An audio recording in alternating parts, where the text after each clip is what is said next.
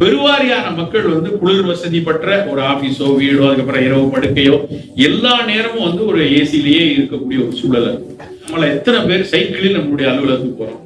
இல்ல, குறைந்தபட்சம் ஒரு இருசக்கர வாகனத்தையாவது நம்ம வச்சுதான் ஆபீஸ்க்கு போக வேண்டிய ஒரு சூழல்ல இருக்கும். இந்த சூழல்ல நம்முடைய உடற்பயிற்சி மிகப்பெரிய அளவுல குறைஞ்சிருக்கு. இன்னைக்கு வந்து முதல் கவனம் அந்த புள்ளிய சரியா வைக்காம நீ எந்த உணவு எடுத்தாலும் எந்த உணவை தவிர்த்தாலும் உடல் நலம் பெறுவதற்கான வாய்ப்பே இல்லை என்று சொல்றோம். முதல் விஷயம் நடை. பல பேர் வந்து நடக்கிறது அப்படின்னா அது வந்து ஏதோ கலோரி பர்னிங் அப்படின்னு நினைக்கிறாங்க. அது கிடையாது.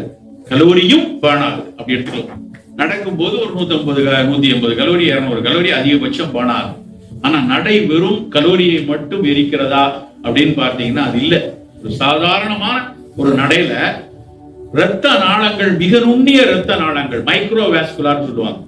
இன்னைக்கு ஒட்டுமொத்த உடம்புல இந்த நான் கம்யூனிகபிள் டிசீஸ்ல எல்லாத்துலயுமே பிரச்சனை என்னன்னா மைக்ரோவாஸ்குலார் டேமேஜ், அதுக்கப்புறம் இன்ஃப்ளமேஷன். நவீன அறிவியல் சொல்லக்கூடிய விஷயம், உடல்ல அடிக்கடி தேவையில்லாமல் நடக்கக்கூடிய இன்ஃப்ளமேஷனும் இந்த மைக்ரோவாஸ்குலார் டேமேஜஸ் தான் பல நோய்களை கொண்டு வரும்.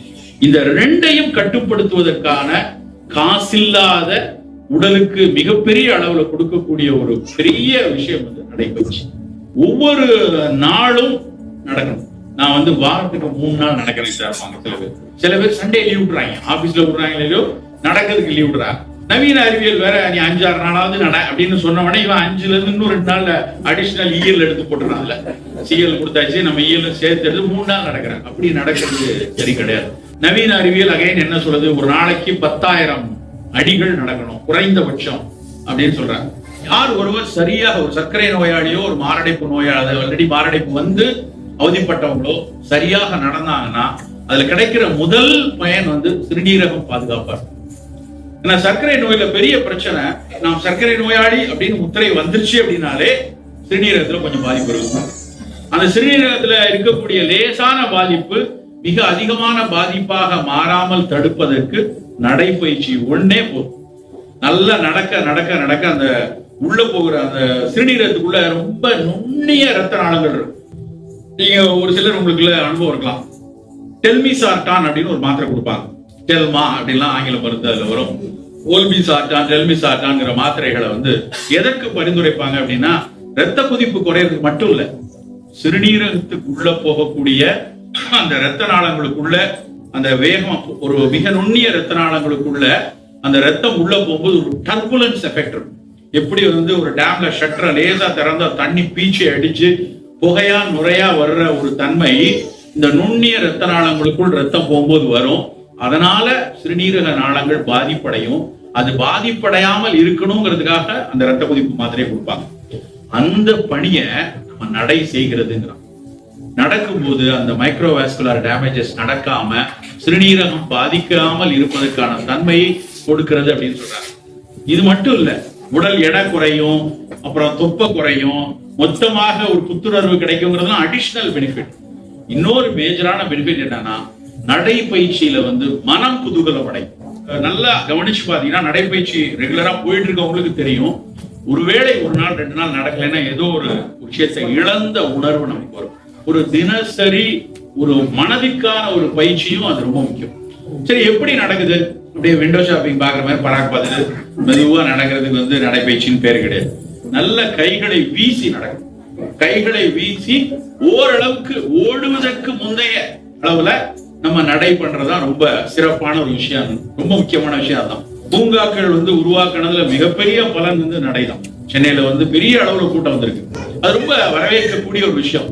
ஆனா என்ன ஒரு வேதனையான விஷயம் சில நேரத்துல நடக்குன்னா, நடக்கும் போது என்னதான் பேசுவாங்களோ தெரியாது.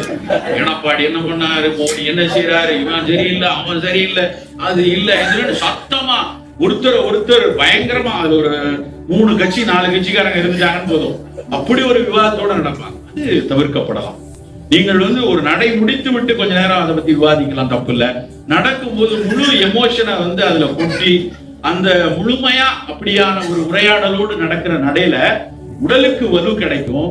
ஆனா மனம் இலகுவாகுமா அப்படிங்கிறதுல ஒரு சின்ன சந்தேகம் வருது. நான் வந்து நடக்கும்போது இளையராஜா பாட்டை காதுல கேட்டுட்டு அப்படியே அதை ரசிச்சுட்டு நடப்பேன். இல்லைன்னா நிறைய உரைகள் இப்போ வந்து வந்திருக்கிறனால அந்த உரைகளை கேட்டுக்கொண்டு நடக்குது. ஒரு புத்தகம் படிக்கிற ஒரு எஃபெக்ட் வந்து கொஞ்சம் இருக்கிற தன்மை இருக்கும். அதுக்காக எல்லாரும் அப்படிதான் நடக்கணும்னு அவசியம் இல்லை. மனதை மென்மையாக்கக்கூடிய. ஏன்னா நடக்கும் போது நமக்கு தனியா ஒரு வேளை நீங்க நடந்தீங்கன்னா மனதை மூடி வைக்க முடியாது, மனம் விரிஞ்சிடும். நேற்று உள்ள பிரச்சனைகள், இவ்வளவு நாளா உள்ள பிரச்சனைகள், அதற்கு அமைதியாக யோசித்து தீர்வு காணக்கூடிய விஷயம் நடையில் மட்டும்தான் கிடைக்கும். அதுவும் காலையில எழுந்த உடனே நம்முடைய மூளை இரவெல்லாம் பித்தம் கூடியிருக்கும். எங்களுடைய சித்த மருத்துவ புரிதல் படி பித்தம் புத்தியை மிக அதிக அளவுல ஆக்கிரமிக்கக்கூடிய விஷயம் பித்தம் தான். பித்தம் உயர்ந்து காலையில அது கபத்தை நோக்கி அப்படி நகரக்கூடிய சமயத்துல தான் நம்ம நடக்கிறோம். அப்போ நம்மளுடைய சிந்தனை வளம் மிகச்சிறப்பா இருக்கும். அப்ப நம்மளுடைய தீர்வுகள், நமக்கு ஒரு ரொம்ப நாளா ஒரு முடிவெடுக்க வேண்டிய ஒரு சூழல் இருந்தாலோ, அன்றைக்கு செய்ய வேண்டிய பணிகள் குறித்த விஷயம் இருந்தாலோ, அது மிகப்பெரிய அளவுல ரொம்ப இலகுவாக நடக்கும். இதெல்லாம் தாண்டி ஒரு அஜிடேட்டட் மைண்ட் இருக்குன்னு வச்சுக்கோங்க. இன்னைக்கு பிரச்சனையே அந்த வார்த்தை தான், ரொம்ப முக்கியமான வார்த்தை. ஒரு பரபரப்பான, ஒரு பதட்டமான மனம் இன்னைக்கு 40கள்ல இருக்க பல பேருக்குள்ள பிரச்சனை.